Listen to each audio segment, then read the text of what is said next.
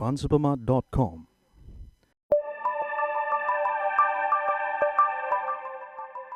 啱啱7點鐘啦，咁啊準時開始我哋今個月嘅網上債券投資講座啦。咁我介紹自己先，咁我姓張嘅，咁係 FunSupermart 債券投資部嘅經理啦。咁今日會由我咧同大家去講翻一啲關於債券上面嘅一啲嘅投資嘅資料啊同埋知識啦。咁啊今次咧就唔會 update 即係市場上一啲嘅市場嘅新聞嘅啦，或者債券上面嘅新聞。咁啊，今日我哋會講一啲咧比較係即係基本少少嘅資料啦。咁個 topic 咧就係投資債券，即係不可不知嘅重點嘅。咁可能入邊有一啲嘅資料或者一啲嘅知識咧，咁可能之前可能即係1-2年前都有同大家去講解過。咁但係可能大家當初就即係仲未接觸啊，或者認識到我哋個債券投資服務啦。咁今日咧即係都當同大家做一個溫故知新啦，同大家去講解翻一啲關於投資債券嘅資料嘅，係啦。今日咧會即係牽涉到啲咩題目咧？首先會同大家講解下啦，即係投資債券不可不知嘅重點。咁當然要第一樣就講點解要投資債券啦。因為市場上咁多投資產品，即係尤其是香港嚟講，股票同埋買投資樓市咧都係非常之嘅即係暢旺同埋熱門啦。咁點解要投資債券咧？咁亦都會講解下債券同債券基金嘅分別，因為其實好多投資者。我諗都有喺銀行又好，或者甚至乎我哋FunSupermart咧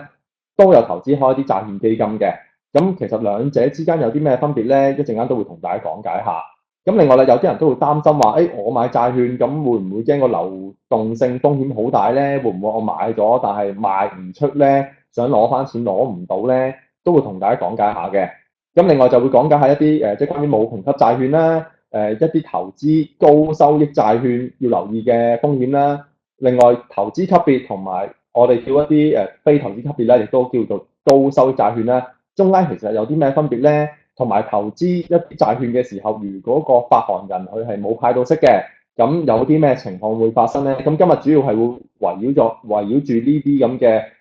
topic 去同大家講解下。咁啊，大家都可以留意翻，即係熒幕嘅左下角咧，都會有一個嘅可以問問題嘅地方嘅。咁如果大家咧即係一路我講解緊嘅時候又好，或者完咗之後咧，咁大家有關於債券投資或者關於我哋 FSM 嘅疑問咧，都可以喺嗰度去即係打翻啲問題，咁我都會盡量解答翻大家嘅，係啦。好，咁啊，事不宜遲啦，而家直接開始啦。嗱，首先講解下咧，啱啱提過就係話，有好多嘅投資產品可以選擇，咁點解要投資債券咧？咁我諗一個比較上重要嘅一個叫特點咧，就係會有個保本嘅狀況嘅。嗱，當然啦，你買張債券之後，咁佢都係會用翻個市場上面個供需求啦，或者嗰間公司即係個發行人佢嗰個嘅財政狀況啦，或者佢一啲嘅新聞啊、消息啊，而影響到嗰個嘅價格啦。咁佢個債券價格咧，的確係會有波動嘅。咁但係如果你喺某一刻買咗張債券，用一個特定價錢，其實咧你會到期嘅時候，如果個發行人唔違約的話咧，你係可以攞翻個100蚊嘅本金嘅，咁就會知道，我中間亦都會收到啲票息，而到期攞翻100蚊嘅本金嘅時候，我每一年嘅回報係幾高，咁啊呢個係會俾大家清晰嘅。咁另外啱啱都講過啦，其實買債券嚟講咧，都係會收到息嘅，咁而且個息口咧亦都係固定。無論佢個嗱，即係我講緊係一般我哋常見嘅債券啦，即係當然有一啲債券係譬如係一啲 floating rate 嘅，譬如好似大家都有留意嘅一啲香港政府嘅通脹掛鈎債券，我哋叫即係I bond 啦，咁嗰啲係浮動利率嘅，因為會跟住嗰個通脹個水平去做一個調整。咁而我哋平台上咧，其實大部分啦，接近全部啦，都係一啲固定派息嘅債券嚟嘅。咁所以如果大家買咗之後咧，其實會知道，我每半年或者每一年我係會收到幾多錢嘅息，而呢一個嘅銀碼咧，亦都唔會根據佢個債券價格而有變動，即係唔會話，我投資咗20萬美金，咁假設咧佢個派息係10%啦，易啲計啦，咁就係有2萬蚊美金嘅息㗎嘛，一年。咁唔會話因為個債券價格由100蚊跌到落去得80蚊，咁我會唔會收息，亦都相對收少咗咧？咁其實理論上就唔會嘅，即係你都係會根據翻佢嗰個本身去發行嘅時候票面值20萬美金咧，去計翻10%咁樣嘅。咁而個派息次數啦、息率亦都係已經固定咗㗎啦。咁同埋咧，投資債券嚟講咧，同投資股票個相關性咧，即係或者我哋英文叫 correlation 咧，比較上低啲嘅。咁即係講緊，譬如可能你想做一個分散風險嘅作用咧，就可以幫到手啦。我諗如果譬如香港投資者嚟講，其實好大部分都係投資咗喺港股上面啦。咁譬如真係譬如成個香港嘅股票市場做得唔好的話咧，其實債券亦都可以幫到大家咧一個比較上做得好嘅抗跌嘅投資工具，咁亦都可以定期繼續收到個票息嘅。當然大前提就係嗰個發行人繼續唔違約啦。咁如果佢當然去違約嘅話，或者唔派息，當然會有一個損失啦。咁啊呢個問題咧，其實好多投資者都問㗎啦。咁投資債券同投資債券基金有啲乜嘢分別咧？咁嗱，我幾個方面去睇啦。第一個就係個償還本金方面啦。啱啱都提到嘅，投資債券嚟講咧，除非嗰個發行人違約，否則的話咧，個發行人會喺個債券到期嘅時候，或者有一啲債券有提前贖回權，或者一啲嘅可贖回嘅條款，佢都係會贖翻張債嘅話咧，都會向個投資者償還翻個本金。咁而債券基金就冇到期嘅，我諗即係大家如果真係買真正嘅債券基金啦，即係有其他唔知乜嘢衍生出嚟嘅產品，或者一啲即係同保險相關嘅產品就好難講啦。如果你真係買一隻正正常常嘅債券基金咧，咁就係冇到期㗎嘛。咁你幾時先可以攞翻個本金，或者你幾時先可以攞翻啲錢咧？就係睇下你幾時 sell 啦，係咪即係幾時賣出啦？咁冇人可以擔保咧，你賣出個價格一定係高過你買入嘅價格嘅。咁換言之，就係你要承擔一個咧就係價格上面嘅損失啦。冇保證咧會償還個本金嘅。咁而你買一張債券，可以咁講咧，就睇下間發行人佢會唔會違約，會唔會派唔到息，甚至乎俾唔到本金。如果唔會發生的話咧，咁你就係可以攞翻個本金嘅。另一方面咧，就會睇翻嗰個定期收入啦，即係你可能買債券基金，好多投資者都係為咗收息嘅，而且而家好多嘅即係一啲金融機構亦都好中意或者好熱衷去將一啲債券基金去介紹俾客戶，因為好多債券基金咧都係有個高派息嘅特性，可能派10厘，或者甚至乎你買一啲人民幣對沖或者澳元對沖嘅，佢可以派到10厘以上都會嘅，係啦。咁當然嗰啲佢都會每個月好定期咁樣去派息啦。咁而分別就係債券基金咧，佢就唔會咧向投資者提供一個我哋叫特定或者指定嘅利率或者一個定期嘅收入嘅，係啦。咁而就算佢派息都好啦，佢都會喺個資本上面咧，即係投資組合嘅嗰個資本上面去派出嘅。所以通常你都會見到㗎啦。如果隻債券基金去派息嘅話咧，佢個價格啦，我哋或者叫 NAV 啦，都係會有個向下調嘅情況嘅。咁而債券即係真正買一張嘅債券咧，情況就有少少唔同啦。佢就會定咗㗎啦。總之我每一季、每半年或者每一年去派息。咁而啱啱提過咧，就係去派息咧個金額亦都係指定嘅，係啦，就中間唔會話特別有變動。如果咧啱啱睇嗰兩點就好似，好似債券比較上好少少喎咁樣。咁但係咧，當然債券基金亦都有佢嘅優勢啦，就係分散風險嗰方面。如果你淨係揸住一隻嘅債券，咁當然你就要承受嗰個發行人或者嗰張債券啦個信貸風險啦。咁啊，即係叫做係你集中晒落喺同一間公司上面啦。咁而債券基金咧，因為入邊係一個債券嘅組合啊嘛，入邊可能買緊過百張甚至乎過千張嘅債券，即係由好多唔同嘅發行人去發行嘅債券，咁嗰個嘅分散風險嘅情況就會做得相對好啲。咁另外流通性嗰方面咧，債券咧就唔喺個交易所做買賣嘅，咁多數咧都係我哋叫做 OTC 㗎啦，即係一個場外交易上面做買賣。咁你買完之後，你話我未到期要放出去喎，要賣出去咯喎，咁你就要喺個場外交易上面咧，將你張債就賣俾其他嘅機構或者人士啦。咁就賣唔賣得出咧，真係要睇下有冇人去接貨嘅。咁如果真係，譬如你話想賣出一張 A 債券，咁但係原來出邊冇人想要嘅，咁你就可能一路都要揸住佢，就未必可以賣得到嘅。咁但係咧，債券基金嚟講咧，咁嗰個基金公司或者叫基金經理咧，其實佢係有個責任咧，就按翻當時個資產淨值咧去賣出俾你嘅。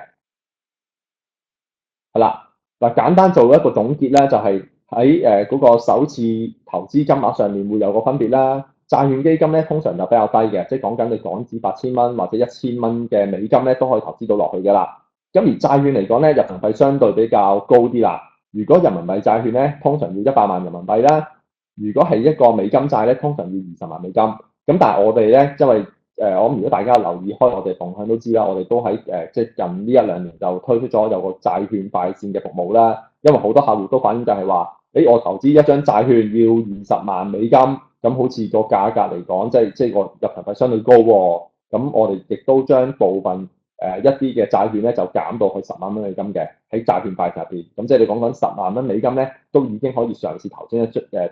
投資落一隻嘅即係我哋叫直債上面㗎啦。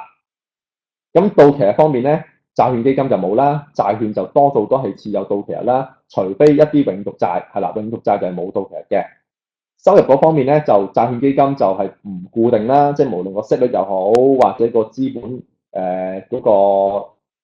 得失都好啦，都係唔固定嘅。咁而嗰個嘅債券嚟講咧，除非佢違約嘅啫。如果佢喺冇違約嘅情況之下咧，嗰個票面利率啦，同埋票面值咧，都已經係固定咗㗎啦。即係講緊你每半年會收到個定期嘅息，同埋你到期咧就攞翻個本金嘅。啱啱講過啦，派息嗰方面就多數好多債券基金咧，其實都係每個月派息㗎啦，或者每一季啦，咁都比較上穩定嘅。咁當然啦，有冇一個 guarantee 或者有冇保證話，我買一隻債券基金，佢一定會每個月派息嘅派息或者係派某一個嘅percentage 嘅咧，其實咧冇人擔保到嘅。咁即係可能你買一隻債券基金，佢本身每個月派息嘅，佢亦都可以咧轉做可能派得冇咁多，或者咧佢唔每一個月啦，可能每一季啦咁樣，亦都有可能咁樣發生嘅，係啦。咁而佢派息嘅時候咧，亦都係會令到個基金價格下跌啦。咁而債券咧就唔會有呢個情況發生嘅，係啦。而分散風險嗰方面咧，債券基金係投資一籃子嘅債券，啱啱我都提過啦，呢度都唔再詳細講啦。咁所以個風險即係個分散風險嘅角度嚟睇咧，就比較上做得好啲，係啦。流動性嗰方面咧，債券基金咧就基本上一定會有個報價啦，同埋你要賣出嘅時候咧，通常都係可以正常咁賣出到啦。而債券嚟講咧，真係要睇翻咧有冇人去接貨啦，或者有冇人想要隻債券，咁先可以睇到會唔會成功賣出嘅。係啦，咁所以咧，即係總括嚟講咧，咁好多客都問，咁Edon，咁我應該買債券好定係債券基金好咧？即係假設如果我都有即係相對嘅資金，可以兩樣都可以考慮的話，係啦，你話我假設得10萬蚊港紙做投資，咁你冇得揀啦，係咪？好老實，即係你都可以淨係揀翻債券基金啦，即係債券入場門檻比較高啊嘛，係啦。咁你話如果冇咁嘅規限嘅話，咁其實邊樣好咧？其實咧都冇絕對答案嘅。真係要睇翻嗰個投資者佢個風險取向啦，同埋投資目標。如果你嗰個投資金額即係比較大啦，咁亦都想有一個可以有一個穩定啦，同埋可預期到嘅現金流同回報嘅話咧，咁可能咧債券係會比較上幫到手，係啦。咁有啲人都會問喎，債券基金其實佢個股息率都好穩定啦，即係講緊有一啲佢直情可以 fix 咗嘅，總之每個月我都派6厘嘅，即係講債券基金係啦，咁。好似都唔錯喎，咁就啱啱我講過有個別嘅問題啦，就係其實佢派息俾你咧，都係將你嘅錢派翻俾你嘅啫，因為佢派息嘅時候喺個除息日嘅時候咧，就會令到個資產淨值咧個價格下跌嘅，係啦，咁其實就冇乜特別意思，即係或者佢可以話我派20厘、30厘俾你咧，即係誇張啲咁講啦，都得嘅，只係將你嘅錢派翻俾你先，所以你見到好多時債券基金咧，長遠睇。佢嗰個嘅資產淨值咧係會有下跌嘅趨勢嘅，因為佢唔想令到嗰個嘅客戶流失，佢都想 keep 住一班客戶投資喺佢嘅債券基金入邊啊嘛，咁所以佢就會 keep 住派一個高息去吸引啲客戶投資。咁有一啲市場嘅情況就係可能佢根本上佢成個債券投資組合其實佢收息都冇10厘嘅，佢可能收緊係平均個 yield 係講緊6厘，但係佢要 keep 住派10厘俾你。咁另外嗰4厘邊度嚟咧，就會喺個資本上面拆出嚟啦。所以你見到好多時債券基金，即係我唔敢講係全部啦，即係當然有部分係做得真係比較好啦。咁有一啲真係佢係會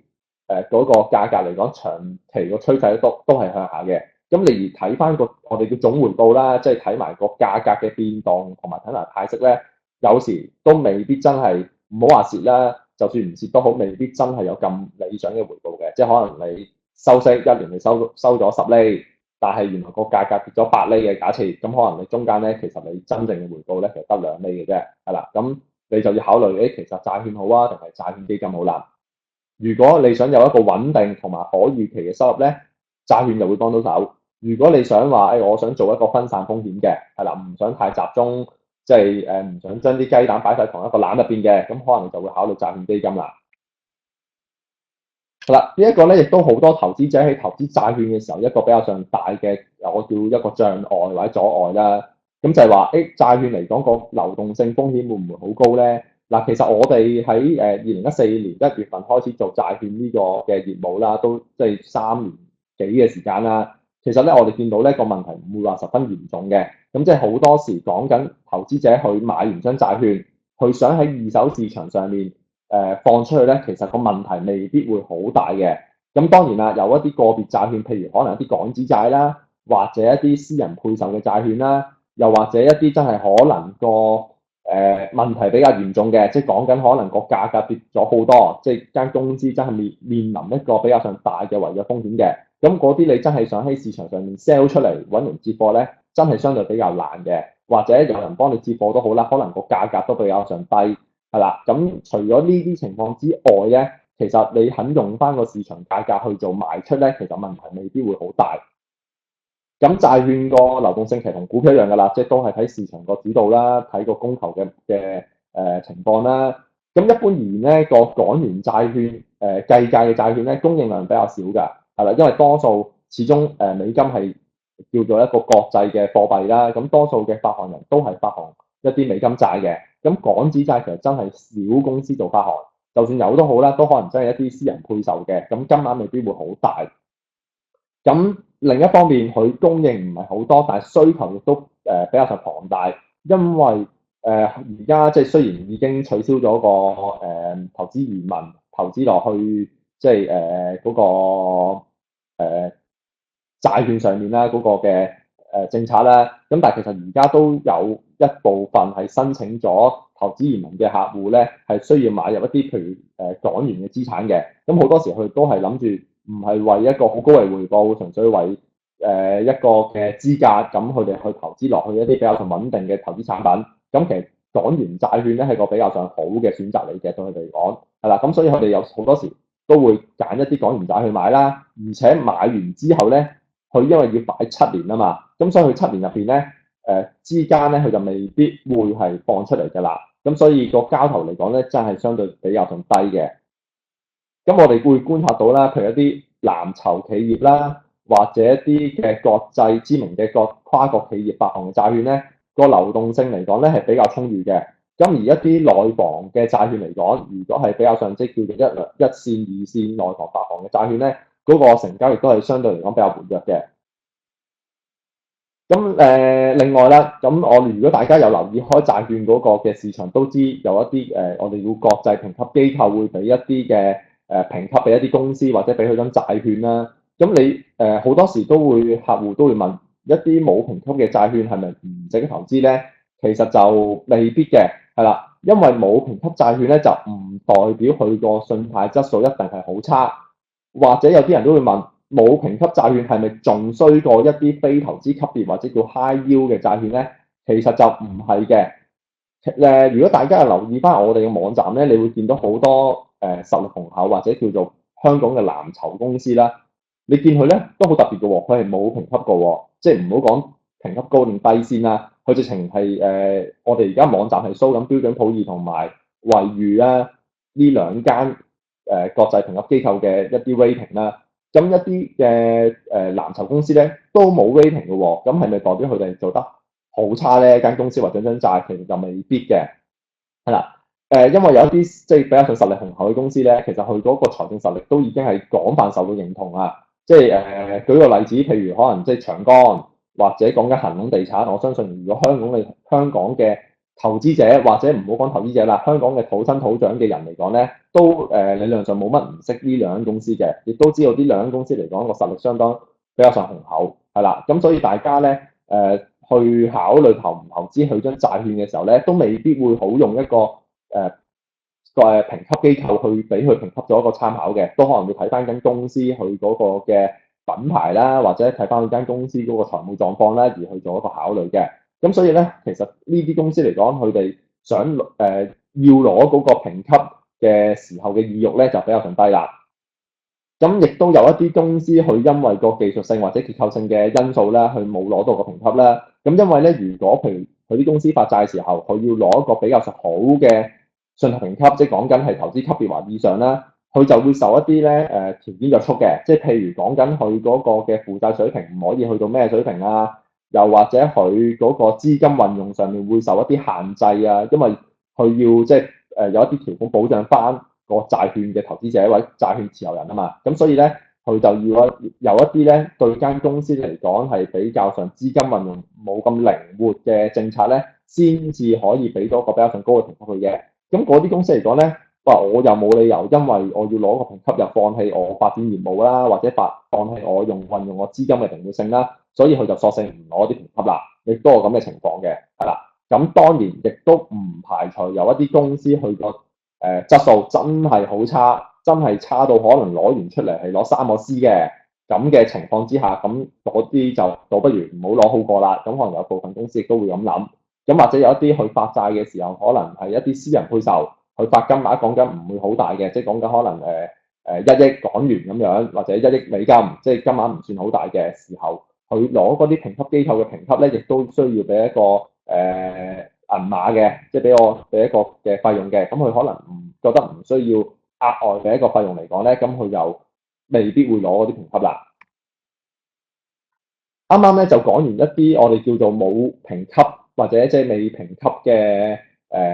債券啦。咁如果有攞到評級嘅，咁簡單嚟講咧，亦都會分一個叫投資級別同埋非投資級別嘅。咁非投資級別嗰啲當然就係一啲我哋叫高收益債券啦。如果投資落去高收益債券嘅時候，有啲咩風險係需要面對咧？咁當然第一樣就係較高嘅違約風險啦，係啦。咁啊，因為高收益嘅債券咧，佢嘅評級通常係低於嗰個投資級別，或者甚至乎冇攞到個評級啦。咁所以咧，嗰個涉及發行人嘅違約風險咧，就相對較高嘅。而且咧，流動性風險或者流通風險咧，亦都相對較高。有一啲咧真係講緊好高風險，譬如啱啱我所講咧，就係一啲個價格跌咗好多嘅，咁面臨一個好高嘅違約風險嘅債券咧，喺二手市場個交投咧就唔會好活躍嘅，係啦。咁所以投資者持有的話咧，就未必可以喺張債券到期之前咧就將佢出售嘅。咁另外亦都要留意翻個事件風險啦，就係講緊可能個發行人進行一啲嘅收購合併嘅活動嘅時候咧，佢嗰個嘅信貸評級咧都係有機會被下調嘅，而令到佢個價格咧，因為佢個評級被下調啊嘛，即係講緊佢嗰個風險比較上高啦，咁令到佢個收益率咧要增加嘅時候咧，就令到價格下跌啦，係啦。咁亦都除咗呢一方面嘅風險之外，亦都要留意翻經濟周期嘅轉變啦。即係譬如可能即係好多投資者都對一啲內房嘅債券有興趣，咁但係咧內房債當然都好受個經濟環境影響啦。即係講緊譬如國內嗰個嘅成個經濟氣候啦，同埋一啲政策上面嘅影響啦，都會影響到嗰間公司去喺嚟緊嘅日子咧賺唔賺到錢，賣唔賣到地。同埋咧，可唔可以還到款嘅？係啦，咁呢啲嘅情況之下咧，亦都會令到嗰個嘅即係嗰張債券個風險咧係大大提高嘅，尤其是一啲高收益債券，因為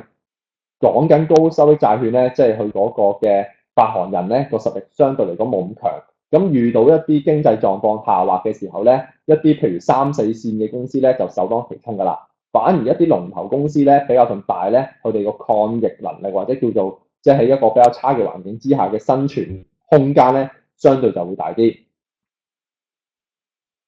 投資即係一啲投資級別啦，同埋一啲非投資級別，其實有啲咩分別咧？咁嗱，以標準普爾嘅評級為例啦，乜嘢為之投資級別債券咧？就係講緊攞3個 B 減或以上嗰啲咧，都叫投資級別㗎啦。即係3個 B 減再上就3個 B 啦，之後3個 B 加啦，係啦，咁都算係一個投資級別債券嘅。咁而攞 BB 加或以下嗰啲咧，就叫高收益債券嘅啦，即係或者我哋叫做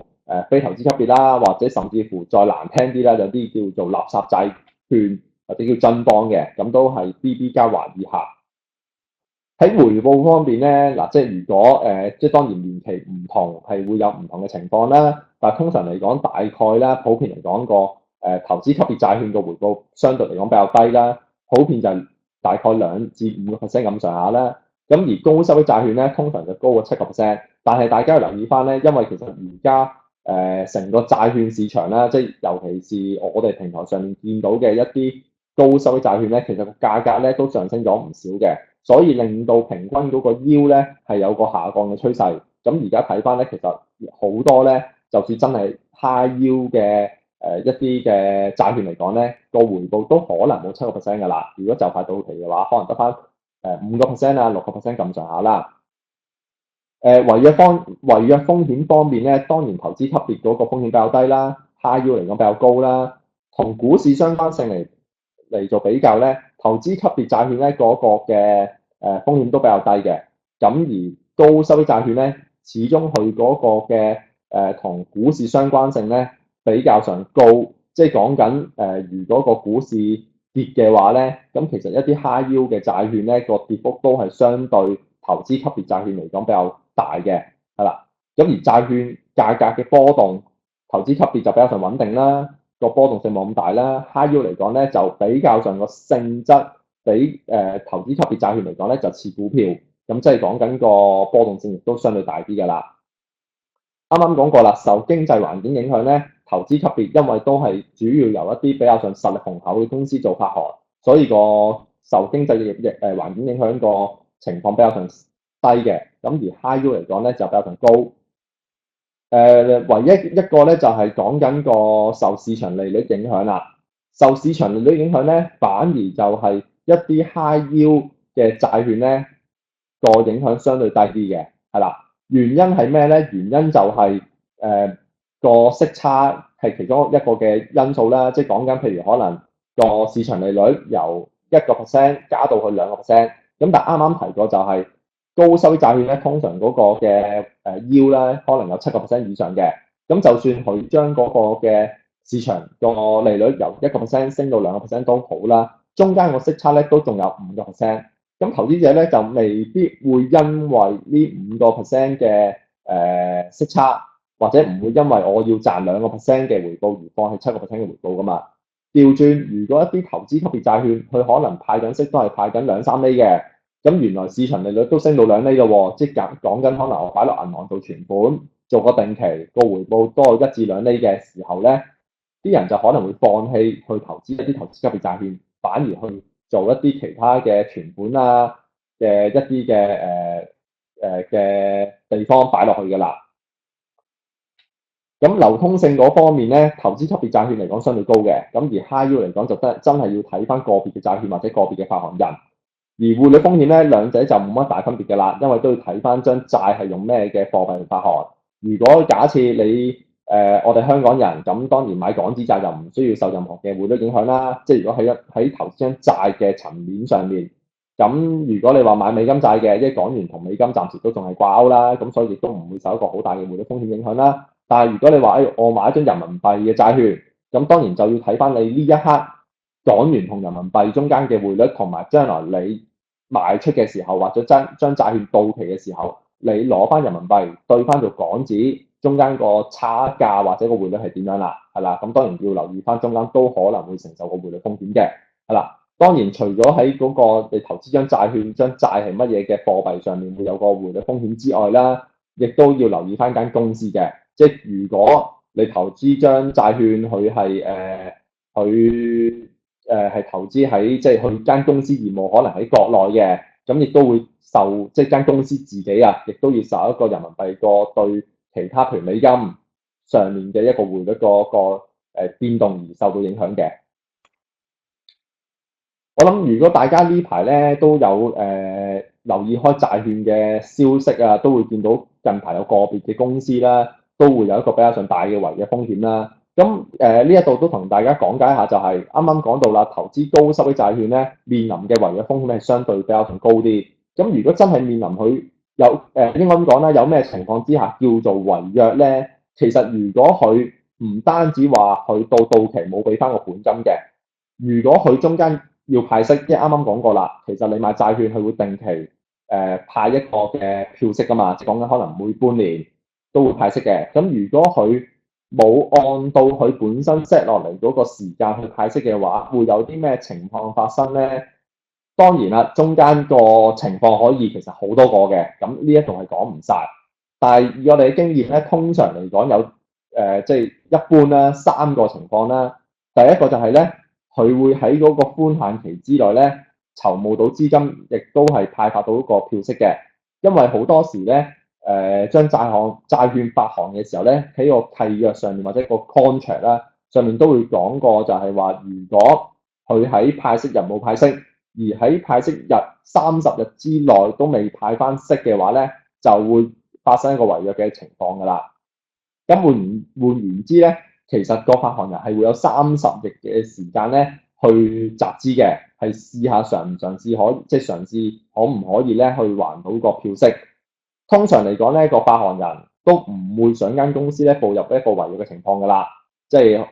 我當然唔可以講全部啦，但係多數嚟講都唔會想間公司去執笠啦，係咪？咁所以佢哋都會喺嗰個30日之內咧，盡量去籌募個資金去派發利息嘅。但係間公司其實有咩嘅方法或者有咩途徑可以去喺咁短時間內集資咧？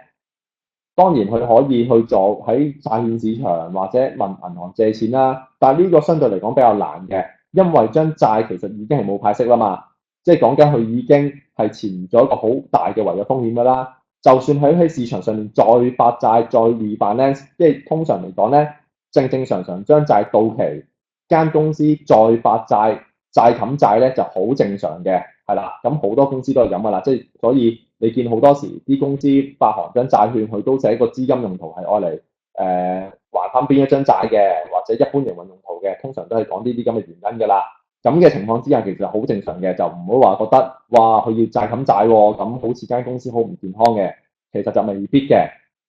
咁但係當間公司真係已經係面臨一個咁大嘅違約風險之下咧，佢作發債，就算佢誇張啲啦，佢借張債，我當發行3年，俾10厘、15厘、20厘息都好啦，都冇意思嘅，因為啲人都覺得佢還唔到啊嘛，咁更加唔會再借俾佢啦，係咪？咁而佢問銀行借，銀行亦都會睇翻佢嗰個嘅credit profile 啦，即係佢個財務狀況，睇下會唔會借俾佢啦。通常嚟講都比較上難㗎啦。咁佢喺個債券市場用唔到資，問銀行又借唔到錢，咁有咩方法去攞資金咧？咁佢亦都可以考慮咧出售一啲資產嘅，譬如簡單做個例子，譬如內房嚟講，佢可以賣地啦，即係賣翻啲地俾其他嘅發展商啦，或者可以將佢一啲發展項目可能已經完成晒嘅，亦都賣俾一啲嘅同行啦，或者賣俾其他公司啦，都可能嘅。但係呢一個問題就係個時間嚟講咧，需時比較長，因為你話要賣幅地又好，賣個項目俾人哋都好啦，人哋都要去做好多嘅 research 研究一下，咦你間公司嘅嗰個你賣出嚟嘅資產究竟值幾多錢？亦都中間咧可能好多嘅即係談判嘅，即係當然啦，你做一個賣家賣俾人，當然想越高越好啦。調轉人哋買家買你個項目，亦都知道你咁等錢使咧，一定壓你價嘅。咁中間談判之下咧，個時間上未必足夠，可以30日之內咧去集到資還到個票息嘅。咁所以通常嚟講，見到最大嘅可行方案啦，都係同股東集資㗎啦，即係同股東伸手去攞錢㗎啦，即係可能做公股啦，或者再問個大股東配股啦，亦都有咁嘅可能性嘅，或者尋求白武士嘅出資啦，即係可能揾一啲公司再入股去間公司，亦都係會有可能嘅，係啦。但係如果喺30日之內用啱啱我以上所講嘅方法都未能集資，咁點樣算咧？咁就可能會進行一個債務重組啦。因為咧啱啱都提過啦，一般嚟講咧個發行人都唔想間公司執笠噶嘛，唔想清盤噶嘛。咁所以發行人咧就會向嗰啲債權人，即係如果你買咗佢張債券，你揸緊起手咧，其實你就屬於嗰間公司咧嘅債權人噶啦。咁佢就會向你咧提出一個債務重組嘅方案。個方案通常係會點做咧？即係都係嗰句啦，其實有好多唔同嘅做法嘅。咁我簡單嚟講就係佢可能會延長個還款期啦，或者咧降低個利息金額嘅，係啦，即係佢會下調個票面息率。譬如假設張債佢講緊佢個票面息率係8%嘅，佢可能就話我還唔到啦，我唔還8%咁高啦，可能我減到4%啦，咁睇下個債權人會唔會接受，或者可能今次派唔到息，但係其實我間公司咧都仲營運緊嘅，或者我下半年都仲有啲咩發展項目嘅，其實可以係有如果過到嗰一關嘅話咧，就可以攞到成功攞到資金㗎啦。咁我今次唔派住啦，我下次再一次過派翻啦，又或者我到期嘅時候一次過再派翻啦，都有可能有咁嘅情況嘅，係啦。或者佢原來唔止淨係派息有問題，可能連償還本金都有問題嘅時候咧，咁佢可能就會直情將個本金嘅還本期延長啦。可能將債講緊佢喺下年2018年到期嘅，我睇我呢1-2年都未必有足夠嘅資金㗎啦，我可能褪遲2年。中間啲息咧，可能我就照派，但係嗰張債咧，我就褪前2年先還錢啦，亦都會有咁嘅可能，係啦。咁就當然啦，佢提出一啲嘅條款唔一定係要你接納嘅，係啦。咁啊，呢一個下一點會再講。除咗呢啲嘅情況之外咧，亦都可能會聽過一個叫削髮啦，或者我哋叫 haircut 啦。呢一個咧，我諗大家喺之前歐債危機嘅時候咧，都成日聽到 haircut 嘅啦，即係譬如希臘嘅債務或者即係冰島嗰啲嘅債務嘅情況，都成日聽到呢一個字㗎啦。意思咧就係將原來咧嗰個債券嘅票面值咧就做一個削減，即係講緊譬如可能你買張債，你係用100蚊去買嘅，或者你中間喺二手市場用90蚊好，用100零幾蚊買都好啦，你到期其實都可以攞翻100蚊㗎嘛。咁佢就會同你傾啦，就話我冇錢還啦，冇錢還咁多，我唔還100啦，我還70蚊，我還80蚊，制唔制？或者甚至乎我還低過50蚊嘅，你制唔制？咁睇下個債權人接唔接受啦。當然你可以唔接受嘅，係啦。咁如果唔接受會點咧？就係第3個有可能發生嘅情況就係真係違約啦，咁就去清盤啦。啱啱講過咧，其實債權人係有權選擇接唔接受個重組方案嘅，即係啱啱我即係第2個點嘅時候有提出過嗰啲嘅重組方案啦，即係可能減息啊、延長還本期啊，或者可能甚至乎係做一個削減 haircut 啊，都有咁嘅情況，可能係會提供咁嘅方案。咁債權人咧就係有權接受或者唔接受嘅。通常嚟講咧，就係會用投票形式去進行，就會睇下個持份額上面會唔會超過50%嘅持份額咧，係贊成佢個方案啦，係啦。咁如果最後係接受嘅，咁咪用嗰個重組方案即係嗰個債務重組個情況去做咯。如果唔接受的話咧，咁會點咧？咁就係個債權人咧就可以用一個從法律嘅途徑咧，就同個發行人去清盤啦。因為你係個債主啊嘛，咁而個發行人係你嘅債仔啊嘛，咁你咪可以用一個法律途徑去追訴咯，係啦。咁間公司係會需要點樣做咧？咁佢要清盤，咁佢當然就個業務當然都係會停止啦。咁而佢要將咧佢公司擁有嘅資產咧去變賣之後，將嗰啲資金咧去還債嘅。但係大家要留意啦，當然你係佢其中一個債權人，咁而債權人喺個獲賠償或者喺個索償上面咧係優先個股東嘅。如果間公司係有上市的話咧，理論上間公司都已經喺即係我當喺港交所上市咯，都已經停咗牌㗎啦。咁都應該就唔可以做任何嘅交易啦。咁一定係會等嗰啲債權人係攞翻早錢之後先做股東嘅。咁所以索償權係比較高。但係咧，除咗你手上揸住張債之外咧，佢亦都會有其他嘅債務嘅，可能講緊係一啲政府嘅稅項啊，或者政府嘅欠落政府嘅資金啦。或者做一啲佢清盤法律程序上佢要付出嘅資金啦，佢員工嘅薪金啦，一啲同佢業務性質一啲佢嘅即係業務伙伴嘅要俾嘅應付帳啦，或者其他嘅銀行貸款或者有抵押貸款等等啦，佢係要將啲資產變賣嚟還晒啱啱我所講嗰啲嘢咧，再會睇翻唔同債券佢上面嘅條款，睇埋佢嗰個優先權咧，睇下派到幾多嘅。咁所以咧個情況就係個債權人咧，或者個債券持有人咧，其實未必可以全數攞翻個本金嘅，係啦。咁當然呢一個係講緊係最後最壞個情況啦。我哋好多時，譬如即係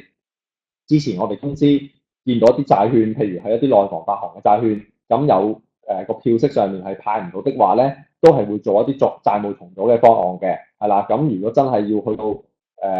咁壞嘅情況去到清盤咧，暫時嚟講咧就見到個情況唔算十分多，係啦。嗱，咁今日咧都已經即係講咗超過半個鐘啦，係啦。咁就今日嗰個嘅債券投資講座咧就完㗎啦，係啦。嗱，如果大家咧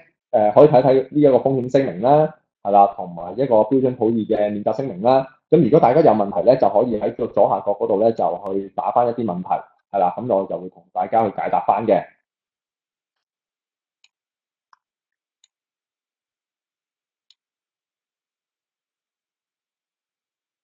係啦，咁嗱有投資者咧就問個問題，就係關於啱啱我提過個債券快線啊，即係講緊嗰個10萬蚊入場，即係10萬蚊美金嗰個入場費嗰個。咁嗰個投資者就問啦，如果經債券快線去買入咗啦，咁賣出嘅時候係唔係一定要經過債券快線咧？其實咧即係大家如果想知多少少關於債券快線嘅資料咧，都可以去睇翻我哋網上面一啲文章關於債券快線啦。亦都可以睇翻咧，我哋對上幾次都有一啲嘅 webinar 有講過債券快線嘅一啲嘅資料嘅，係啦。咁簡單嚟講咧，如果你經債券快線買入之後咧，冇話一定要經債券快線賣出嘅，但係大家要留意咧，因為債券快線我哋係將嗰張債 cut 咗一半啊嘛，即係正常20萬美金，但係你係用即係你淨係買10萬蚊美金啊嘛，即係你買緊半張債咧，簡單嚟講。所以咧，理論上就唔可以經正常途徑去賣出去嘅。你話如果想買的話咧，理論上都係要經翻債券快線咧做一個賣出。咁當然啦，你話我如果經債券快線我買晒20萬嘅，咁當然你可以用債券快線又得，或者經一般正常嘅途徑咧將債券賣出亦都可以嘅。